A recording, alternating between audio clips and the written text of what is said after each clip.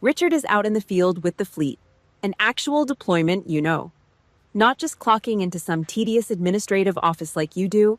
No offense, of course. That was how my younger sister Chloe completely trashed 15 years of my blood, sweat, and classified operations just to prop up her shiny Admiral's wife label right in the middle of a family birthday dinner.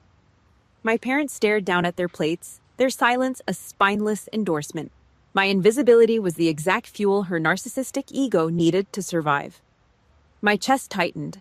I didn't scream. I just looked her dead in the eye and let the silence hang.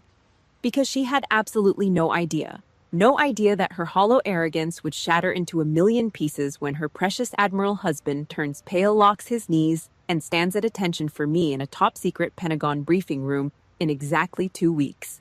Before I tell you how that went down, take a second to hit like and subscribe. But only do it if this hits close to home. Drop a comment below. Where are you tuning in from, and what time is it there right now? The insult hung over the dining table, thick and suffocating. Nobody blinked. Nobody stepped in. My dad cleared his throat, reaching for a Coors Light. Pop! The metallic snap of the tab echoed off the cheap drywall. He took a long pull, keeping his eyes glued to the TV playing softly in the background. Anything to avoid the crossfire. My mom. She went straight into damage control mode, not by defending me, but by burying the tension under a mountain of artificial sugar. She drove a heavy silver fork into a massive slice of store-bought buttercream cake and slid it across the table toward Chloe. "Oh, honey, try this." Mom cooed, her voice practically dripping with forced cheer. "And I just love that nail polish on you. Is that new? Deflection? The ultimate suburban survival tactic." They used cheap sugar and fake compliments to grease the wheels of my humiliation. It was easier to let me bleed out quietly than to deal with one of Chloe's tantrums. I didn't say a word.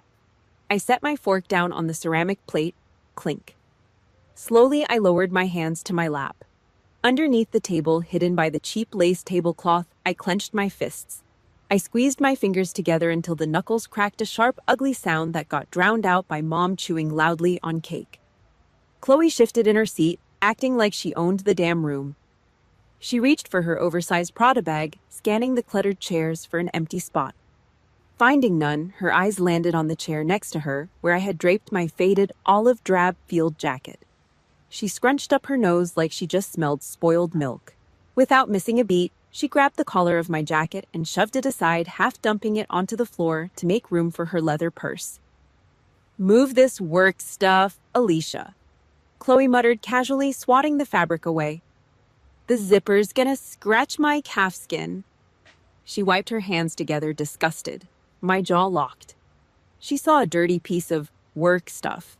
She didn't know that 3 years ago, outside a crumbling compound in Kandahar, I used that exact jacket to wrap the shredded torso of a 19-year-old kid. He bled out, waiting for a medevac. The fabric still had faint rust-colored stains baked into the lining that no industrial bleach could ever strip away. I looked at the shiny, flawless surface of her Prada bag. Then I slowly dragged my eyes up to meet hers. Empty, shallow, a void wrapped in expensive cashmere. I didn't reach for the jacket. I didn't adjust my chair. I planted my boots on the hardwood floor and stood up. My posture shifted on instinct, spine straight, shoulders squared. The room instantly felt smaller. I looked down at her. I kept my voice flat, zero inflection, zero emotion. "What if you're wrong, Chloe?" I asked, the words slicing through the room's stale air. "What if your assumptions are completely off?" Chloe let out a loud, theatrical sigh and rolled her eyes hard. She lifted her left hand, twisting her oversized diamond engagement ring into the light. "Oh, please, drop the mysterious act, Alicia," she scoffed, leaning back and crossing her arms. "We all know how the Navy works. Someone's got to do the coffee runs and file the paperwork so my husband's fleet can actually operate. Just own it." There it was, a concrete wall of pure ignorance. Her mind was locked shut, cemented by her own arrogance. You don't waste live ammo on a reinforced bunker. You bypass it. I reached down, grabbed the collar of my field jacket, and slung it over my shoulder. I didn't look at my dad, who was suddenly very interested in the label on his beer bottle. I didn't look at Chloe. I just turned and walked toward the entryway. Alicia, wait. We haven't even done the presents yet. Mom called out, her voice shaky, laced with that fake, desperate guilt. I didn't answer. I hit the deadbolt, pushed the heavy oak door open, and stepped out. The brutal November Virginia wind hit my face like a slap, sucking the smell of that sickeningly sweet buttercream right out of my lungs. I kept my stride, even boots crunching on the frozen driveway gravel. I pulled open the rusted door of my truck and climbed inside, slamming it shut behind me. The heavy thud cut off the world outside. I hit the lock button. Safe space. I took a breath, reaching for the ignition. Before my fingers grazed the keys, a sharp vibration hammered against my ribs. I paused. I reached into the left breast pocket of my jacket and pulled out the encrypted black phone. The screen was dark, but it buzzed twice in rapid succession. Buzz, buzz, no caller ID, no text preview. Just a single glowing red dot in the center of the glass. A Tier 1 priority summons. The ghost was being called back to the shadows. I threw my keys onto the bare granite counter. The metal clattered against the cold stone, a harsh crack in a dead silent room. My apartment didn't look like a home. No framed family photos on the walls. No soft rugs. No decorative garbage. It was a sterile concrete box. The brutal, unforgiving order of a state-sponsored ghost. I peeled off my civilian shirt, tossing it onto a stool. I caught my reflection in the dark kitchen window. A jagged, ugly map of raised scar tissue crawled across my left shoulder. I ran my fingers over the pale, dead skin. A parting gift from a downed Black Hawk in a dust storm. My sister had nearly thrown a tantrum over a potential scratch on a calfskin purse an hour ago. I carried a 1/4-inch deep crater in my collarbone. 2 different worlds. 2 different realities. And my family had chosen to live in the fake one. I walked barefoot into the bedroom, the chill of the hardwoods seeping into my soles. I pushed aside a blank canvas leaning against the closet wall, exposing a heavy steel wall safe. I gripped the cold metal dial. 3 turns right, 2 left, 1 right. The heavy internal bolt gave a solid, satisfying clunk. I reached past a stack of spare Glock magazines, past the encrypted hard drives. My fingers scraped the very bottom of the steel box and pulled out a single folded piece of paper. The edges were yellowed, stiff. A bank statement, 7 years old. I unfolded it under the harsh, buzzing fluorescent light of the room. Looking at the faded black numbers, the sterile smell of my apartment vanished. Suddenly my lungs were burning with the stench of cordite burning diesel and fine desert sand. That number on the paper wasn't just digits, it was hazard pay. Blood money. Earned by kicking in splintered doors in the middle of the night, waiting for a tripwire to blow my legs off. 7 years ago, Dad gambled his way into a massive hole. The bank sent the final foreclosure notice. They were going to take the house, the very same house I had just walked out of tonight. So I starved my own savings account. I lived off cold combat rations in a rat-infested forward operating base. I wired every single dime of my combat pay back to Virginia to keep a roof over their heads. But the mortgage company didn't get all of it. I stared at the paper, and the memory of that satellite phone call rushed back loud and clear. The static, the distant boom of artillery outside my tent, and Mom's voice on the line dripping with fake defensive sweetness. "Alicia, honey," she had cooed over the static. "You have to understand. Chloe has that big Navy ball coming up. Richard's commanding officers will be there. She needed to look the part." I took a few grand from the transfer for a silk dress and some decent shoes, so your sister could hold her head up high. I was biting down on a leather strap while a medic dug steel out of my leg when she said that. I was bleeding through a crude bandage, and she was justifying stealing my combat pay for a designer dress. "You're just sitting safe in an administrative office anyway," she had added, rushing to shut down any argument. "It's not like you are in harm's way. You don't need the extra cash right now. Be a good big sister." That was the lie. That was the brainwashing. Standing in the cold light of my bedroom, I finally understood the sheer depth of their delusion. They didn't just steal my money. They robbed me of my reality. They convinced themselves I was a useless paper-pushing freeloader sitting behind a desk. Why? Because if they acknowledged the truth that I was dodging bullets to pay for their suburban lifestyle, the guilt would have crushed them. It was a survival mechanism for their own egos, a masterclass in gaslighting. It was easier to turn me into a parasite. If I was just a boring secretary, they didn't have to feel guilty about bleeding me dry. They swallowed their own poison so they could sleep at night. Have you ever bled yourself dry to save your family only for them to treat you like a free ATM? If you know the bitter, suffocating reality of being financially exploited by the people who are supposed to protect you, hit that like button and subscribe. Drop a comment below and type the word enough.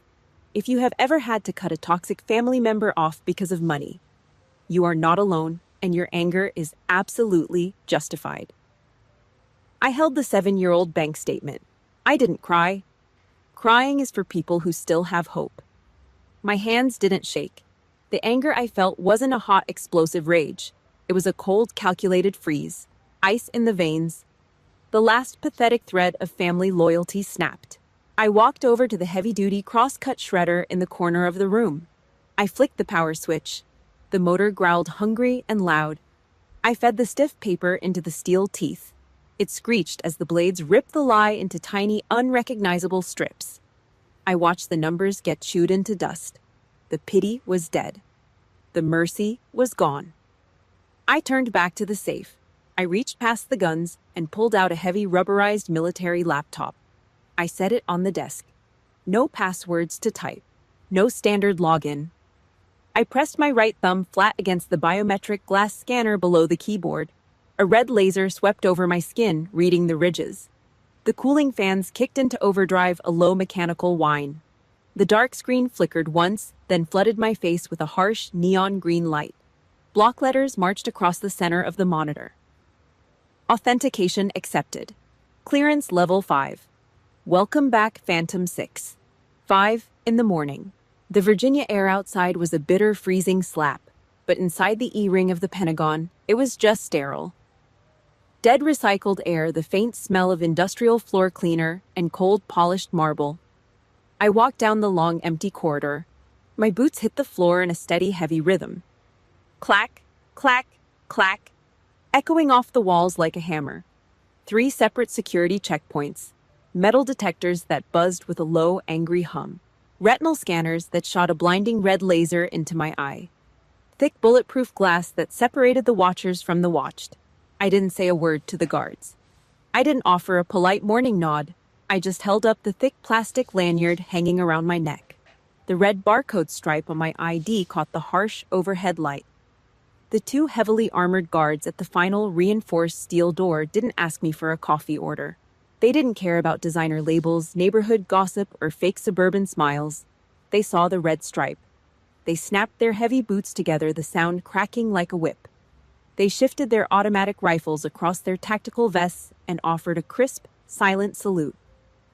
Right there, outside that heavy vault door, the boring office clerk my family loved to mock died on the cold linoleum floor. Out in the driveway, I was Alicia the Disappointment. In here, I was the Reaper. I grabbed the steel handle and stepped into the SCIF, Sensitive Compartmented Information Facility. Absolute soundproofing. 2 feet of concrete and copper shielding. No cell signals, no outside world. Just the low grating hum of heavy-duty cooling servers and the bitter acidic smell of cheap, burnt black coffee sitting in a stained glass pot. I dropped into the worn leather chair at the center console. It squeaked under my weight. 4 massive radar monitors glowed neon green and stark white in the dim, windowless room. The mission brief was already blinking on the far left screen. An offshore terrorist splinter cell moving heavy surface-to-air munitions under the cover of a coastal storm. My job was to dissect their air defense grid, to find the blind spots in the static. Every string of numbers I punched into this terminal dictated who came home in a flag-draped coffin and who got to drink a cold beer on a porch again. I leaned forward. My eyes burned, tracking the thermal heat signatures crawling across the digital topographical map. Focus. Pure, ice-cold focus. My brain flipped the survival switch. I took the memory of that sickening buttercream cake, the pop of my dad's beer can, and Chloe's arrogant, empty eye rolling, and shoved it all into a dark, locked box in the back of my mind. That suburban garbage had no place in this bunker. Out here, arrogance got people killed in the dirt. I was 40 minutes into running the geospatial algorithms when it hit. A sharp, violent cramp ripped through my left shoulder blade. I froze. My breath hitched in my throat, catching on a dry gasp. It was a nasty parting gift from the Black Hawk crash a year ago. The surgeons had dug jagged shrapnel out of my muscle, but the deadened nerves still had a mind of their own. They fired off random blinding spikes of agony when I pushed myself too hard. I didn't groan. I didn't ask the junior tech across the room for a break. I pushed the heavy chair back, the casters grinding against the floor, and walked fast down the narrow hall to the private washroom. I pushed the door shut and slapped the deadbolt into place. The room was freezing. The fluorescent lights overhead buzzed like angry wasps, casting pale, sick shadows on the mirror. I unbuttoned the top of my uniform with stiff fingers and pulled the heavy fabric down, exposing the thick white gauze taped over my collarbone. Fresh blood had seeped through. Small angry red spots staining the sterile white mesh. 24 hours ago, my little sister was ready to throw a fit because the metal zipper of my jacket brushed against her precious calfskin purse. Right now, my own skin was tearing open, and I didn't have the luxury to complain. I didn't have time to bleed. I grabbed the edge of the porcelain sink with my right hand. My knuckles turned bone white. I bit down on my bottom lip. Hard enough to taste hot copper. I reached up with my good hand and ripped the soiled medical dressing off in one fast, brutal motion. Fire shot down my spine. The torn skin burned like someone had pressed a lit cigarette to my collarbone. I didn't look up at the mirror. I didn't want to see the exhaustion hollowed out in my own eyes. I grabbed a fresh roll of medical tape and a clean, thick cotton pad from the red wall kit. I clamped the pad over the bleeding wound and pulled the tape tight across my chest. I pulled it so hard my arm shook. The muscle spasms fought against the pressure vibrating under my skin, but I forced the tape down. Seal it. Hide it. Keep moving.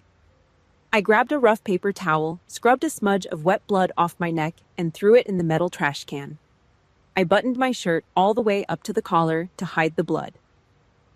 I smoothed out the fabric. Perfect. Extreme, unyielding discipline. Nobody gets to see the commander bleed. Not here, not ever. I unlocked the bathroom door and walked back into the freezing SCIF. The digital tactical clock on the wall was ticking down, the red numbers flashing. The Navy strike team was getting into position. They were flying blind in the dark water, waiting for my signal to drop the hammer. I sat back down in the leather chair. I rested my hands on the cold plastic of the keyboard. The joint in my left shoulder throbbed with a sickening heavy pulse. Every single heartbeat sent a fresh spike of pain shooting down to my fingertips. My hands didn't shake. They hovered over the keys, rock solid. I didn't think about my mother's fake, placating smile. I didn't think about my father staring at his beer to avoid conflict. I didn't think about Chloe's diamond ring or her pathetic need to feel superior. They were small, weak people living in a fragile, insulated bubble. I stared at the grid. I found the gap in the radar, the single tiny blind spot in the storm. I typed the final 12 digits of the strike coordinates. The keys clacked loudly in the silent room. My index finger hovered over the heavy enter key for a fraction of a second. This was my world, a brutal, unforgiving fortress of steel, blood, and consequence. And it was a wall my family would never ever have the right to breach. I pressed the key. Target locked. The heavy steel door to the SCIF groaned open. The sharp, acrid smell of burnt, cheap cigar tobacco immediately cut through the sterile, filtered air of the room. I didn't need to look up from the glowing thermal grid. Colonel Hayes. The junior techs around me scrambled. Chairs scraped violently against the linoleum. Boots slammed together. Salutes snapped. Hayes waved a thick, calloused hand, dismissing them before he even fully entered the room. He didn't care about the pageantry. He cared about results. He walked straight to my console. His boots were scuffed, the leather worn down from actual dirt and motor pool oil, not polished for a country club dinner. He leaned over the glass barrier, his eyes scanning the red and green markers I had just locked in. The smell of old tobacco and black coffee radiated off his uniform. Sharp arc analysis, Phantom 6, Hayes said. His voice was gravel and smoke. Without you mapping this grid, those Navy boys are flying completely blind over the water. You keep them alive. Good work. He didn't hand out gold stars. He didn't offer empty praise. He looked at the board, saw the math, saw the dead bodies I just prevented, and gave a firm nod. He measured my worth in blood saved and assets secured. Back in Virginia, my family measured my worth by the brand of leather sitting on a dining chair. Hayes walked away. I kept my eyes on the screen, forcing the tension out of my jaw. A sudden slide of cardboard against glass broke my focus. A tall paper cup stopped exactly 2 inches from my right hand. Steam curled from the plastic lid. Black coffee, scalding hot. No sugar. Exactly the way I needed it to stay sharp. I tilted my head up. Liam. He stood on the other side of the console. Marine. He had a faded, jagged scar cutting across his jawline and ash-gray eyes that missed absolutely nothing. He stood at ease, arms crossed, leaning his weight against the edge of the desk. He didn't say good morning. He didn't ask how my weekend was. He just looked at me. It was a heavy, grounded look. Total unspoken understanding. I reached for the coffee cup with my left hand. It was a mistake. A sharp electric spike of pain flared under the fresh bandages on my collarbone. My neck muscles seized. It was a microscopic reaction, a fraction of a flinch. I suppressed it instantly, biting the inside of my cheek, and kept my hand moving toward the cup. But Liam's eyes narrowed. He saw it. He didn't make a scene. He didn't offer loud, noisy pity or ask me if I was hurt. Pity is useless. He uncrossed his arms, walked around the back of my chair, and planted his hands on the heavy base of my dual radar monitors. With a slow, deliberate scrape, he pulled the entire rig exactly 2 inches closer to the edge of the desk. 2 inches. It was all I needed so I wouldn't have to extend my torn left shoulder to type. My chest tightened, not from the physical pain, from the bitter, crushing contrast. My own mother had lived in the same house as me for 38 years. She watched me drag my feet through the hallway with a sprained ankle in high school and told me to walk faster so we wouldn't be late for church. She never noticed a damn thing unless it inconvenienced her. This man, he watched the tension in my jaw for half a second and silently rebuilt my workspace so I wouldn't bleed. Drink, Liam muttered, his voice a low rumble. He stepped back. I wrapped my fingers around the hot paper cup. The heat seeped into my skin, chasing away the Pentagon chill. I took a sip. It burned the roof of my mouth, bitter and strong. Perfect. 2 hours later, shift rotation. I stood by the water cooler in the dim breakaway hall. The fluorescent light above flickered, buzzing with a dying hum. I stared at the cheap plastic cup in my hand, watching the water ripple with the vibration of the building's massive HVAC system.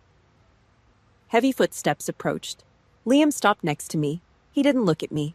He kept his eyes locked straight ahead on the blank concrete wall. He unscrewed the cap of his battered metal thermos and took a sip. The silence between us wasn't awkward. It was a shield. Whatever that crowd said to you last night, Liam said, his voice dropping an octave, flat and hard. Remember who is actually controlling the board in this room. I swallowed hard. The lump in my throat felt like a swallowed stone. I didn't tell him what happened at the dinner.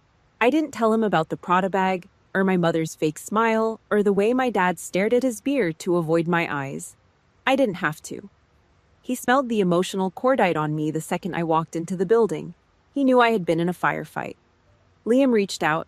He didn't touch my left side. He knew exactly where the armor was cracked. He rested the rough knuckles of his right hand lightly against my uninjured right shoulder. The physical weight of it anchored me to the floor. You don't need to wear your armor when you're standing next to me, he said. I closed my eyes. The rigid steel rod holding my spine together suddenly bent. Just a little. My lungs expanded, pushing against my ribs. I pulled in a long, ragged breath. It was the first time I'd actually inhaled oxygen in a week. I was safe, here with the people who actually saw me. The blood of the covenant was thicker than the water of the womb, but peace never lasts. From down the hall, muffled inside my locked civilian locker, my personal cell phone started ringing. A shrill, relentless, piercing tone. The real world was trying to break the door down. Wednesday, 1300 hours. I pushed open the heavy steel door of the satellite imaging room. The thick latch clicked shut behind me, sealing away the glowing tactical maps and the dull hum of the cooling servers. The corridor of the E-ring was completely empty. The air out here felt dead, smelling faintly of industrial bleach and old floor wax. I rolled my shoulders back, feeling the stiff edge of the medical tape pulling tight against my skin. Deep in the left pocket of my tactical trousers, my civilian cell phone started to vibrate. It wasn't the encrypted government line. It was the cheap plastic anchor tying me to Virginia. I leaned my back against the cold concrete wall. I pulled the phone out. The screen glared under the harsh fluorescent lights. One word on the caller ID. Mom. I hadn't heard a single word from her since I walked out the front door into the freezing wind last week. No text asking if I got home safe. No call to check on me. Nothing. I swiped the green icon and brought the phone to my ear. No, hello. No basic human greeting. Her voice came through the cheap speaker, shrill, tight, and loaded with rehearsed ammunition. Alicia, why do you always have to do this? I closed my eyes. I focused on the low grinding hum of the Pentagon's ventilation system droning above me. Do what exactly? I asked. My voice was completely flat. The dinner you made your sister cry all night. Did you know that she was locked in the bathroom sobbing and you just stormed off like a moody teenager? I stared at a black scuff mark on the opposite wall. I didn't storm off. I asked her a single question. Then I walked out the door instead of wasting my breath on a fight. A heavy theatrical sigh blasted through the receiver. It was the exact same sigh she used to suffocate any logic in that house. The ultimate weapon of suburban damage control. Oh, please. Mom snapped, her tone shifting into that condescending, patronizing rhythm. You know exactly how she gets. Richard is out on deployment. She's under a massive amount of stress right now. She just wanted to feel special for one night. To show off a little bit. Is that really a crime? She didn't wait for an answer. She just kept pushing the bulldozer forward. You are the older sister. Your job. Well, you sit at a desk all day. You have it easy, Alicia. You are not out there on a ship. Why couldn't you just let her have her moment? Why do you always have to make everything a big production? You embarrassed her. My stomach turned. A cold, hard knot of physical nausea twisted deep in my gut. The bile rose in the back of my throat. I sit at a desk all day. I just spent the last 6 hours calculating the blast radius of surface-to-air missiles. I just mapped a hostile coastline so her precious son-in-law wouldn't sail his fleet into a slaughterhouse. My shoulder was currently bleeding through a fresh bandage from a combat injury she didn't even know existed. And she thought I had it easy. She thought my silence was a production. She mistook my quiet for surrender. She dropped her voice, slipping into the role of the benevolent peacemaker. Listen to me, she cooed. Come over this Sunday. We will do an early dinner. I will make that herb-roasted chicken you like, with the red potatoes. Just come over, give Chloe a hug, and apologize. Tell her you were out of line. Family is everything, Alicia. You just need to be the bigger person. I stopped leaning against the wall. I stood up straight, my boots planted firm on the floor. She was bartering my dignity for a dead bird and some roasted potatoes. The delusion was absolute. She didn't want a daughter. She wanted a sponge. A human shock absorber, someone to soak up Chloe's toxic, narcissistic garbage so she wouldn't have to deal with the screaming herself. If I apologized, the boat stopped rocking. Her perfect fake family portrait stayed intact. The nausea faded out. It vanished, replaced by a wave of cold, calculated disgust. I pulled the phone away from my ear for a fraction of a second. Far away outside the thick walls of the base, a test siren wailed. I brought the phone back to my mouth. Mom, listen to me, I said. The words came out like cut steel. I am making the chicken, Alicia, so I am not coming to dinner. The line went dead quiet for 1 second. Alicia, do not do this to me. Her voice cracked, ramping up for the guilt trip. The classic wail about disrespect and ungrateful children. I cut her off. Hard. And I am never going to apologize for refusing to be a trash can for Chloe's fragile ego. Excuse me, she shrieked. How dare you speak to your mother like... I didn't let her finish the sentence. I slammed my thumb down on the red icon. Click. The screen went black. The voice was gone. The sudden silence in the hallway was heavy and absolute. I didn't put the phone back in my pocket. I kept it in my right hand. I squeezed the edges. The muscles in my forearm pulled tight, the veins standing up against the skin. I squeezed harder. The hard plastic casing dug brutally into my palm. My knuckles turned stark white. I squeezed until the joints in my fingers throbbed with a dull ache, until a sharp, distinct crack echoed in the empty corridor. A jagged spiderweb fracture split right down the center of the tempered glass screen. My thumb traced the jagged fracture in the tempered glass. The phone was still in my hand. The hallway was dead quiet, save for the dull, heavy drone of the Pentagon's air handlers. My pulse hammered against my temples, a steady, rhythmic thud.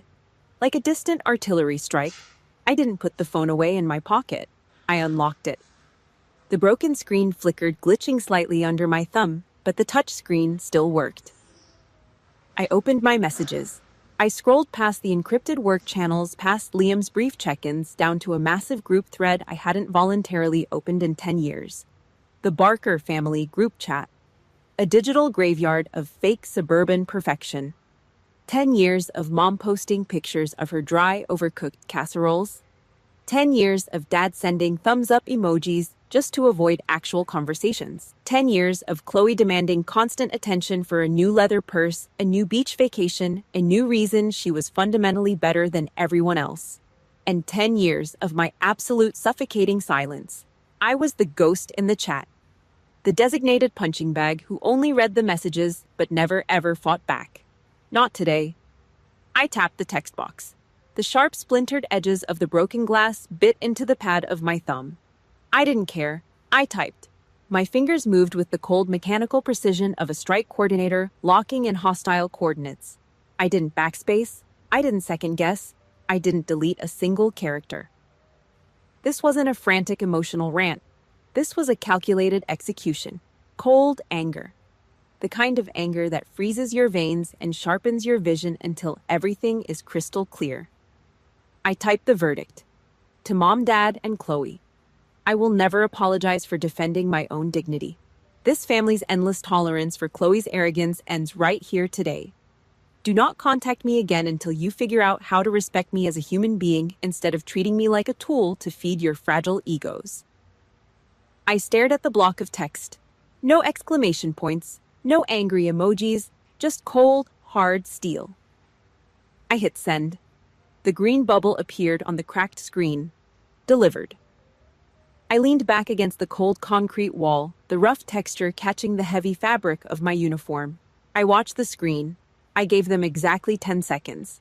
I knew their routine. I knew the exact psychological sequence of a toxic system losing control of its favorite target. 3 seconds passed. Nothing. 5 seconds. They were reading it. The shock was setting in. 7 seconds. The delusion was cracking open. At exactly 10 seconds, the broken screen lit up like a Christmas tree. 3 gray typing bubbles appeared simultaneously. Chloe was typing. Dad was typing. A missed call notification flashed at the top of the screen from my older brother, Kevin. The flying monkeys were being deployed. They were panicking. The invisible ghost they had stepped on for nearly 40 years just grew fangs and bit back. They were scrambling desperately, trying to bombard me with messages to scream at me, to force me back into the tiny box they built for me. Back into my designated role as the family failure. Have you ever reached that ultimate breaking point? That exact moment where you stopped caring about keeping the peace and finally chose to protect yourself? If you have ever hit the block button on a toxic family member to save your own sanity, I need you to hit that like button and subscribe right now. Drop a comment below and just type the word done. Let me know you understand this exact feeling. I'm reading every single one. My phone vibrated violently in my hand. A relentless buzzing swarm of incoming attacks. Kevin calling again. Chloe sending a massive, unbroken paragraph of aggressive text. Mom calling. I didn't read a single word of Chloe's message. I didn't answer a single call. I pressed and held the power button on the side of the device. The screen blurred, bringing up the power menu. The digital slider appeared. Slide to power off. I dragged my thumb heavily across the broken glass. The red bar followed my finger. The screen dimmed. The Apple logo appeared for a fraction of a second, glowing faintly in the dim hallway, before fading into total, absolute blackness. The vibration stopped. The noise stopped. The Barker family ceased to exist in my reality. I walked over to my secure civilian locker just outside the SCIF entrance. I pulled open the heavy metal drawer. I tossed the clinically dead phone inside. It hit the metal bottom with a hollow clatter. I slammed the drawer shut. The heavy steel lock engaged with a loud final click. It sounded exactly like a coffin nailing shut. I turned my back on the locker. I stepped up to the massive copper-lined vault door of the tactical room. The armed guard swiped my red badge. The heavy bolts retracted with a mechanical grind. I walked in, sat down in my worn leather command chair, and swiveled 180 degrees. The massive Department of Defense tactical screens flared to life, casting a harsh, neon green glow across my face. The old Alicia Barker, the quiet sister, the convenient punching bag, the suburban disappointment, was dead. She died out in that hallway. I placed my hands on the keyboard. Only Phantom 6 remained. Day 12. 0900 hours. The strategic operations room felt like a concrete submarine, 2 stories below ground, no windows. Just the endless suffocating hum of server racks and the faint smell of ozone from the heavy electronics. The air was always freezing. It kept the machines running fast and the operators awake. Colonel Hayes didn't bother using the intercom. He pushed through the heavy blast door, his combat boots scuffing the polished floor. He walked straight past the junior analysts and stopped dead at my glass console. He didn't offer a greeting. He just raised his right hand and slammed a thick red manila folder onto the glass. Smack. The heavy plastic, tamper-evident seal around it crinkled. The file smelled like fresh laser printer ink and hot plastic. Navy is rotating a carrier group in to support the outer perimeter. Hayes set his voice a low, gravelly rasp. He leaned his heavy knuckles on my desk. They're going to set up a hard blockade line off the coast. You are running point with their task force commander. Hayes pointed a thick, calloused finger directly at the red cover. Remember, Phantom, you are the final word. You hold the ultimate coordination authority. Do not let those boat drivers push you around.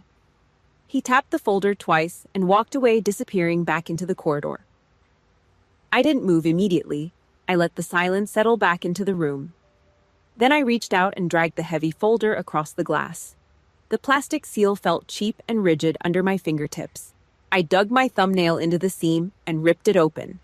I flipped the stiff cardstock cover back. Page 1. An 8x10 glossy service portrait. It was a blindingly white navy dress uniform. The collar was perfectly stiff.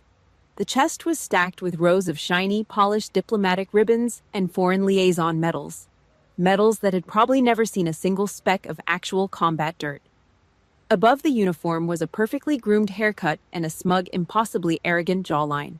The bold black text printed dead center beneath the photo burned into my retinas. Admiral Richard Sterling. For the first time in a month, a cold electric shock fired up the base of my spine. It shot straight into the back of my skull, making the hairs on my arms stand up. My lungs stopped, just for a fraction of a second. Richard, my brother-in-law. The same guy who sat at the head of my parents' dining table 2 weeks ago, swirling a glass of top-shelf bourbon.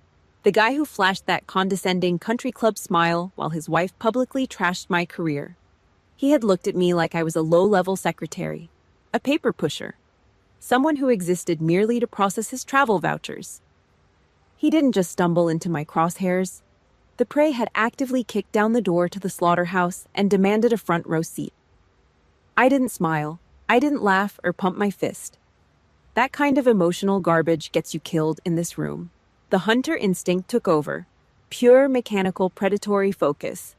I reached into the breast pocket of my tactical shirt and pulled out my heavy brass fountain pen. I popped the cap off. Click. The sound was sharp in the quiet room. I pressed the steel nib against the thick paper, dragging a hard black ink line directly under his operational history. I scanned his stats. I read his command structure. I checked his security profile. Security clearance level 3.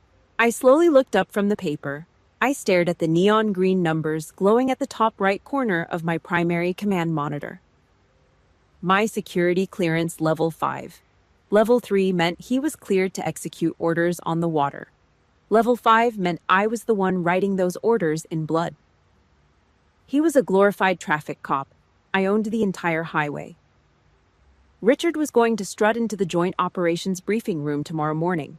He was going to walk through those doors with that same arrogant, white-collar swagger he used to intimidate my weak-willed father. He fully expected to bark orders at a room full of anonymous special ops grunts. He thought he was coming to teach a masterclass in naval superiority.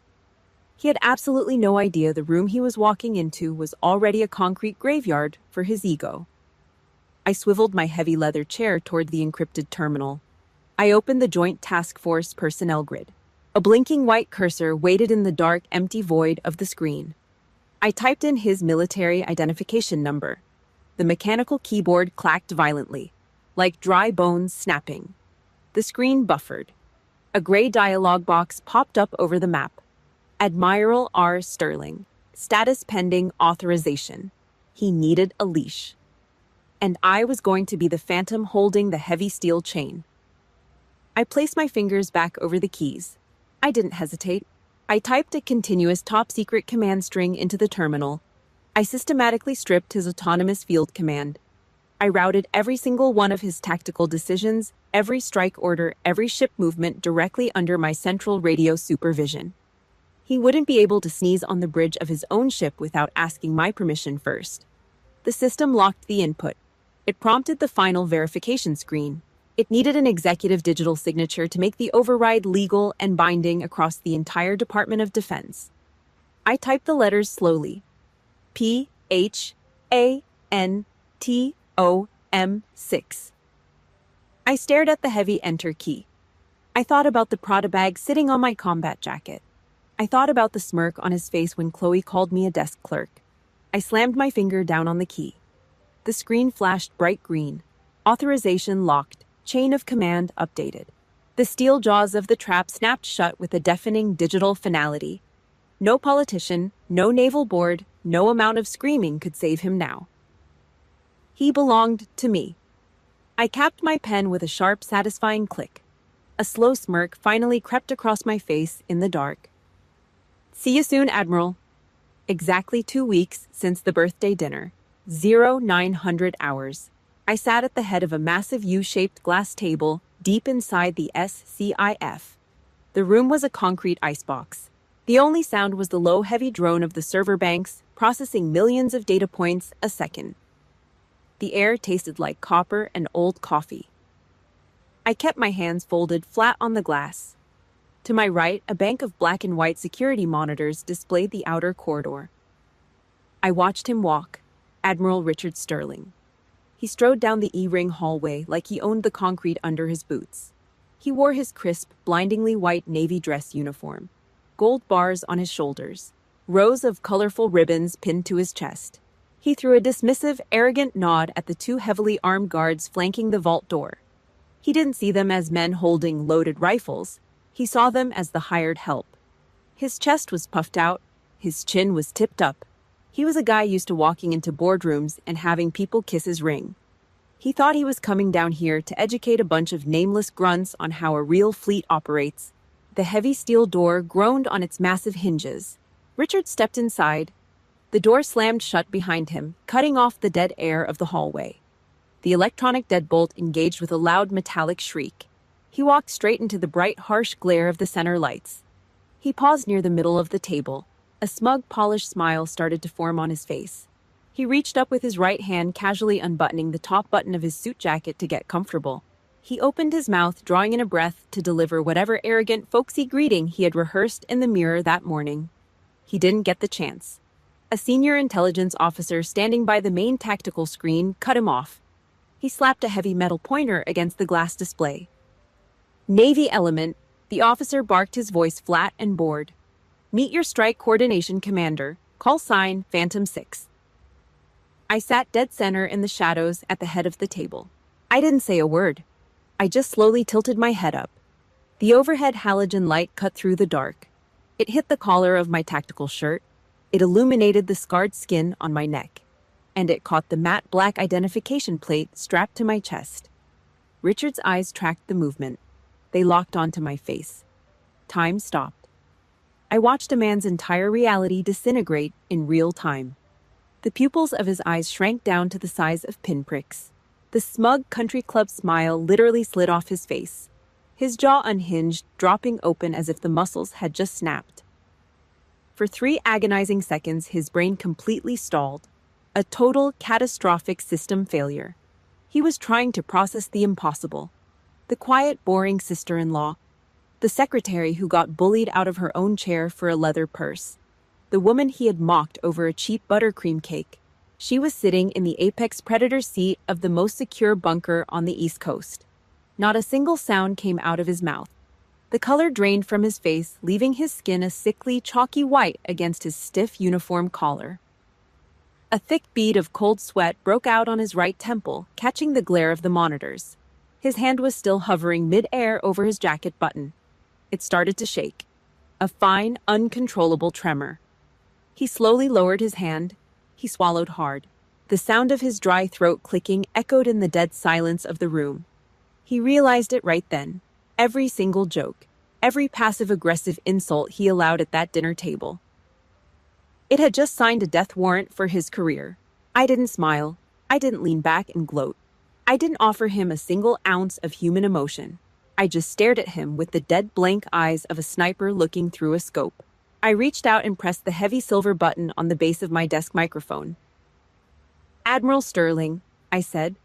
My voice was flat, cold, a sheet of black ice. He flinched, a genuine physical flinch. "Your forces will establish a hard blockade line at coordinate 42 north." I commanded the audio feeding directly into the room's speakers. "You will not authorize live fire until I drop the target mark. Is that clear?" His spine collapsed. The arrogant posture, the puffed-out chest, the white-collar superiority, it all crumpled into dust. Muscle memory took over his panicked brain. His heavy black boots scraped against the floor. His heels slammed together in a rigid, desperate reflex. "Yes, ma'am," he stammered. His voice was a pathetic, raspy croak.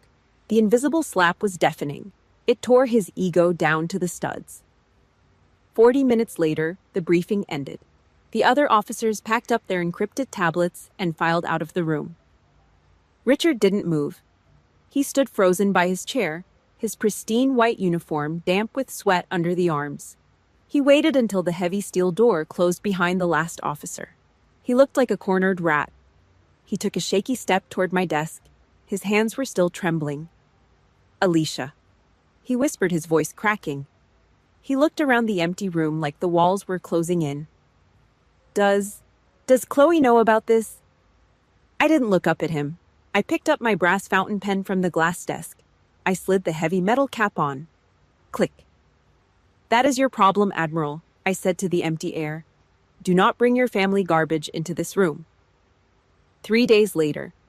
2100 hours. Someone hammered on my apartment door. Heavy, frantic fists hitting the cheap composite wood. The hollow thuds echoed through my living room. I didn't rush. I put down my water glass on the counter. I walked over and flipped the deadbolt. Chloe stood in the dim hallway. Her expensive mascara ran down her cheeks in thick, ugly black streaks. Her breathing was ragged, her chest heaving under a designer trench coat. She smelled like cheap white wine exhaust fumes and pure, unfiltered panic. She pushed past me, stumbling into my living room. I didn't stop her. I just closed the door and leaned my shoulder against the frame, watching the performance. "Why did you hide it?" She choked out, her voice pitching up into a hysterical whine. "Did you do it on purpose?" "You wanted to make me look like an idiot in front of Richard, didn't you?" Always the victim, always the center of her own tragic manufactured universe. She wasn't here to apologize for 15 years of abuse. She was here to do damage control. I didn't cross the room to comfort her. I didn't offer a tissue. I just stood there, spine-straight, arms resting at my sides. "You're not crying because you love me, Chloe," I said. Flat, zero empathy. You're crying because your husband came home tonight and told you he had to snap his heels and salute the exact same person you've been treating like garbage. She froze. Her mouth fell open, but the excuse died in her throat. The ugly truth hit her right between the eyes. I pointed a finger at the door. Get out. She grabbed her purse, her hands shaking, and practically ran. I slammed the door shut and locked it. 6 weeks later. Thanksgiving at the Barker house. The dining room smelled like roasted turkey sage stuffing and absolute suffocating hypocrisy. Everything was a complete 180. A theatrical masterpiece of survival. The second I walked into the room, Richard practically jumped out of his seat. He stood at attention, his posture rigid. He grabbed the back of the heavy wooden chair at the head of the table and pulled it out for me. Here you go, Sister Alicia. Have a seat, he said. Sister Alicia. I looked at him. He didn't meet my eyes. He stared firmly at the collar of my civilian sweater, terrified I might give an order. Chloe sat across from me. She wore a thick, high-necked wool sweater, hunched over like she was trying to shrink into the upholstery. She didn't look at her phone. She didn't show off her nails. She just stared at her empty plate. Dad hovered around the table. He grabbed a bottle of expensive red wine and poured it into my glass with shaky hands. A massive upgrade from the cheap canned beer he usually drank while completely ignoring my existence. Mom walked out of the kitchen carrying a heavy ceramic serving bowl. Her face was stretched into a tight plastic smile, the kind of forced smile that makes your facial muscles cramp and twitch. Oh, honey. Mom cooed, piling a massive scoop of mashed potatoes onto my plate. We are just so incredibly proud of you. I always told your father you were doing big things out there in Washington.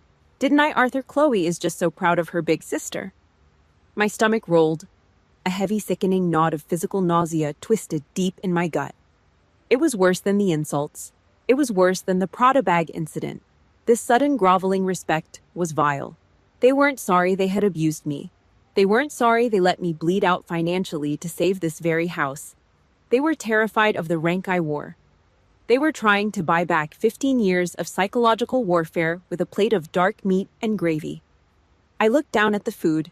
I didn't pick up my fork. I placed my hands flat on the glass tabletop. I gripped the edges of my heavy ceramic plate and pushed it away. Screech! The rough bottom of the plate dragged across the glass. The ugly grating noise cut straight through Mom's fake high-pitched chatter like a razor blade. The entire table froze. Dad stopped pouring the wine. Richard stiffened in his chair. I tapped my index finger once against the glass. A single, sharp knock. Stop doing this, I said. My voice was low. It carried across the table like a cold draft. Mom's plastic smile twitched. Doing what, sweetie? This. I gestured to the wine, the chair, the sudden sickening respect. Being sorry that you were wrong about my job is not the same thing as being sorry that you were cruel to me. You are praising me today because you are terrified of my clearance level. You aren't sorry for treating me like a disease. Dad cleared his throat loudly. The coward's escape hatch. He reached for his water glass, trying to look anywhere but at me. I ignored him. I locked my eyes directly onto Chloe. She flinched, shrinking further into her oversized sweater. Let me ask you a question, Chloe, I said. I didn't raise my voice. I didn't need to. If the Department of Defense stripped my rank tomorrow, if I lost my clearance, if I went right back to being the anonymous card-swiping desk clerk you always thought I was, I let the silence hang. I let it suffocate the room. Would you still respect me at this table? Chloe's throat worked. She swallowed hard. She opened her mouth. Her lips parted, but absolutely no sound came out. Her eyes darted to Richard, then down to her lap. Nothing. Just the deafening silence of the rotten truth. They didn't love me. They loved the phantom sitting in the chair. I pushed my chair back. It scraped loudly against the hardwood floor. I stood up. I didn't yell. I didn't overturn the table. I just looked at the three of them frozen in their pathetic, fake little world. I turned around and grabbed my heavy winter coat off the hook by the door. This dinner isn't for me, I said. I pushed the front door open and walked out into the cold air. 6 months later. The backyard smelled heavily of burning hickory wood and charred beef fat. I stood alone near the edge of the wooden privacy fence, holding a clear plastic cup of ice water. The noise of the barbecue was a low, steady hum behind me. Richard walked across the grass. He was not wearing his pristine white dress uniform. He wore a faded gray cotton shirt and work jeans. He held a sweating glass bottle of beer. He stopped 2 feet in front of me and extended the bottle forward. He used both hands, a deliberate physical gesture of total submission. I was lazy, Richard said, staring blankly at the paper label on the glass. Intellectually lazy. I bought into Chloe's cheap narrative about you because it stroked my own ego. It made me feel superior. I apologize. I took the bottle. The cold glass chilled the palm of my hand. I gave him a single slow nod. Chloe stepped onto the concrete patio. She did not ask about the Pentagon. She did not ask about my clearance level. She walked over, stopped beside her husband, and looked directly at the faded, jagged scar tissue peeking out from the collar of my shirt. "How did you survive that kind of quiet?" Chloe asked. Her voice was incredibly small, stripped entirely of the usual suburban armor. For the first time in 15 years, I spoke the brutal truth. And for the first time in 15 years, they actually kept their mouths shut and listened. 3 years later. The heavy solid oak door of Colonel Hayes's office slammed shut. He slid a thick yellow manila folder across the polished desk. Inside was a single sheet of heavy stock paper, a permanent transfer order to a coastal command base down in Florida, paired directly with a promotion, Lieutenant Colonel. Accepting the metal oak leaf meant leaving Virginia. It meant leaving the fragile, newly rebuilt peace with my parents. It meant leaving Liam behind in the basement of the Pentagon. I met Liam by the industrial coffee machine in the break room. He looked at the sealed envelope in my hand. He did not flinch. He did not offer a selfish excuse to make me stay. He simply reached out, his rough, calloused knuckles gripping my right shoulder, the exact same spot he anchored me years ago. "Sign the paper." Liam said, his voice a low, steady rumble over the noise of the machines. "You were built to command the board. Go take your seat." My phone buzzed in my pocket. "Chloe." I answered it, expecting the classic tearful manipulation, the desperate guilt trip to keep me local. "Take the promotion, Alicia," Chloe said over the line. The background noise of her house was dead quiet. "Do not let us anchor you down. You earned that." The invisible ghost of the old toxic Barker family was officially dead. I pulled my heavy brass fountain pen from my pocket and signed my name on the solid black line. Florida. The coastal wind whipped violently across the asphalt tarmac. The heavy nylon of the American flag snapped like a rifle shot against the steel pole. The bright, blinding sun beat down on my dark dress uniform, trapping the heat against my skin. Colonel Hayes stood squarely in front of me. He pushed the heavy silver oak leaf insignia directly through the thick fabric of my shoulder board. The metal backing clicked sharply into place. The physical weight of the rank pressed down hard against my collarbone. I did not look back into the crowd of spectators for validation. I did not need their permission to feel proud. The ceremony broke formation. Chloe walked up to me on the hot asphalt. She did not offer a fake, polite handshake. She threw her arms around my neck, pulling me into a tight, desperate hug. "I am sorry," Chloe whispered directly into my shoulder, her voice shaking. "I am so sorry. I needed you to be small, just so I could feel big." She pulled away, wiping her eyes. Richard stepped up right behind her. He squared his broad shoulders. He brought his right hand up in a rapid, fluid motion. The side of his palm struck the edge of his brow. A perfectly executed, razor-sharp military salute. "Congratulations, Lieutenant Colonel," Richard said. His voice was firm, completely hollowed out of its old arrogance. "Your absolute boundaries completely broke my pride."